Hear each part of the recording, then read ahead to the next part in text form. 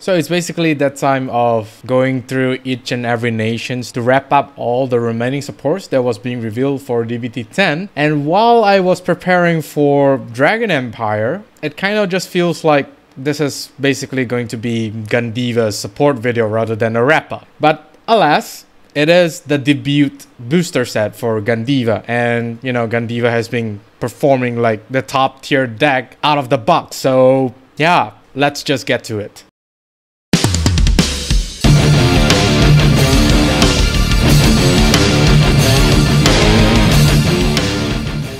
This video is sponsored by Phoenix Pharos Cards. If you need supplies of singles or splits for Cardfight Vanguard, especially the ones in the video, do check out Phoenix Pharos Cards today, and as a bonus, use the promo code MetaNerd to get an amazing 5% discount. And with that being said, let's get on with the video. Greetings YouTube, welcome back to the MetaNerd channel. I am Marcus, bringing you another video for Cardfight Vanguard World Dress. In this video, we will be going through DBT10 Dragon Empire support wrap-up. Although I already did mention that this video will be most likely consist of a lot of Gandiva support, because you know, Gandiva is the new riot line that we have for DBT10. Without further ado, let's take a look at what Dragon Empire gets for the remaining of DBT10. First off, we have Signature Bullet of Duststorm Baxter. Continuous Rega Circle. During the battle, this unit is attacked by your opponent's unit in the same column as this unit. This unit cannot be hit. Second skill, Auto Rigor Circle. When your opponent's Rigor in the same column as this unit is retired during your turn, choose one of a Vanguard and that unit and this unit gets 5k power until the end of turn. This is like a interesting protective skill where he basically just prevents the opponent from retire by attacking into him. It's a very neat skill, and you know, it basically forces your opponent to either attack this card with the Rearguard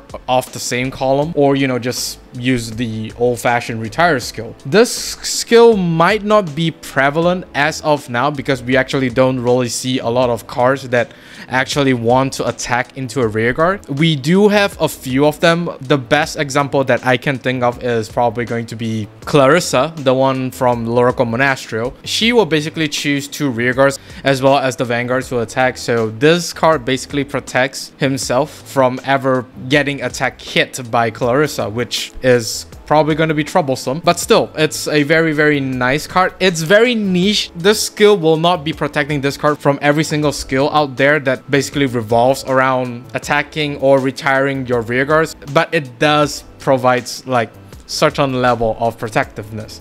Don't rely on this card as much. The main selling point for this card is basically to power up himself as well as the Vanguard, which at the moment, two right lines that we currently have in Will Dress can definitely take advantage of this. The two right line that can take advantage of this is basically Gandiva as well as Eugene. Both these right lines does revolve around retiring the opponent's field naturally. You could argue that Basagra can play this card, but this card does not really do a lot for Basagra at the moment. But for Gandiva as well as Eugene, these two cards I think are the best fit for this card to be played, if you of course you find this card to be really important for those two right line. A total of 20k can be given to the Vanguard because it does not roll assist once per turn, and if you have two Baxters on the front row, and of course if your opponent has 4 rear guards, then yeah, it's an instant 20k to himself as well as the Vanguard, which in turn will allow them to attack for crazy numbers. And not to mention, in terms of Gandiva, there's a crit. For Eugene, restand. So yeah, it's just really beneficial for these two right lines. I mean, the other decks can play this card, but then again, I don't think it's really good as of now, due to those right line doesn't really have retiring skills naturally. You can skip this if you think you don't really need this card. Next up, we have Swordsman of Crimson Scales, Barnaya. Auto Rigor Circle. At the end of the battle, this unit boosted. If any player's Rigor was retired this turn, cast bind this unit face down and draw a card. This is basically like a consistency card for Gandiva to basically, you know, get more cards to the bind zone, while at the same time not really losing a lot of cards from your hand. By binding himself as face down to the bind zone, this does provide a 2k power to the front row. In certain scenarios, it may make like a very magic number in order to hit numbers, but it's more or less to just keep on stacking the 2ks for subsequent turn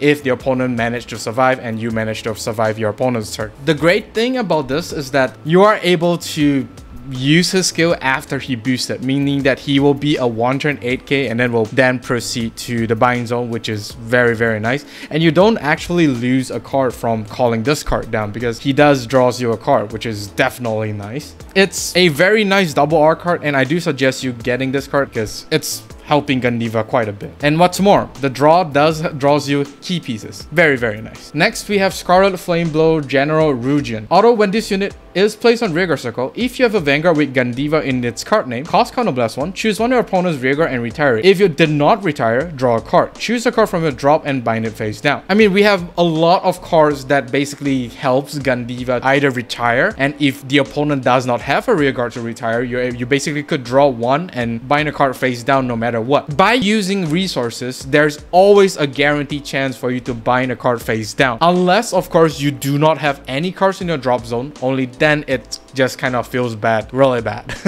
Similar to the Great One, this card does helps with consistency in getting cards to the bind zone, as well as further powering up the front row with 2k powers, which sometimes could make numbers, as I mentioned here. The draw one is definitely always nice. We can see that the deck is actually very nice. Even despite if you do not retire, you get to draw one. If you do retire, of course you don't get to draw one, but still, a card away from the board is always nice. We are entering to the meta where decks that can effectively retire a board is probably going to have better performance overall. I mean, decks like Messiah as well as Chronojet, those two top dogs do have a weakness towards a board control right line, which Gandiva is pretty much so. Excellent support for Gandiva. Next, we have a order card, Scarlet Flame Bows of Demolition. You play this card with Counterblast 1, choose a column and retire all your opponent's rearguards in that same column. It's basically like a very generic retire order. It's not specifically for Gandiva, but still, it does retire some of the rearguards. This does bypass some of the resist units that could not be retired by skills or chosen. For example, Trickstar cannot be chosen, and since this card does not choose, it does not care. It just retires the Trickstar. The only card at the moment that could not be retired by this card is the Husband Forever, Obscudite, because those two pesky Obscudites in the front row can never be retired as long as the order card is in the order zone. Do be careful in terms of, you know, this interaction. This card will have competition against Best Harvest, which is currently the most important card within a Gandiva deck. Due to how frequent you are to retire stuff, Best Harvest could prove to be a much better option than